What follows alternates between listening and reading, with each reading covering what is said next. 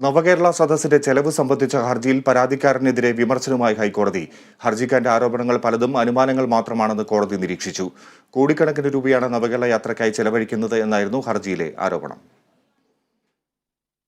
നവകേരള സദസ്സിന് വേണ്ടി സ്പോൺസർഷിപ്പിലൂടെയും പരസ്യങ്ങളിലൂടെയും ജില്ലാ കളക്ടർമാർ പണം കണ്ടെത്തണം എന്ന സർക്കാർ ഉത്തരവ് കോടതി ഇന്നലെ താൽക്കാലികമായി സ്റ്റേ ചെയ്തിരുന്നു. ഇത് സംബന്ധിച്ച ഹർജിയാണ് ഇന്ന് ഹൈക്കോടതി വീണ്ടും പരിഗണിച്ചത്. സ്പോൺസർഷിപ്പ് എന്തിനൊക്കെയാകാം എന്ന കാര്യത്തിൽ വ്യക്തതയില്ല എന്ന കാര്യം മുൻനിർത്തിയാണ് ഉത്തരവ് സ്റ്റേ ചെയ്തത്.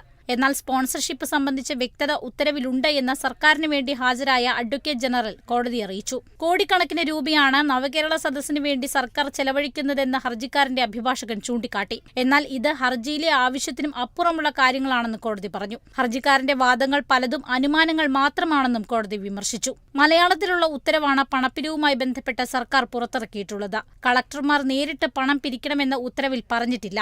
സ്പോൺസർമാർ നേരിട്ടെത്തി സംഭാവന നൽകുകയാണെങ്കിൽ അത് റെസിപ്റ്റ് നൽകി സ്വീകരിക്കാം എന്ന് മാത്രമാണ് ഉത്തരവിൽ സൂചിപ്പിച്ചിരിക്കുന്നതെന്നും സർക്കാർ കോടതി അറിയിച്ചു.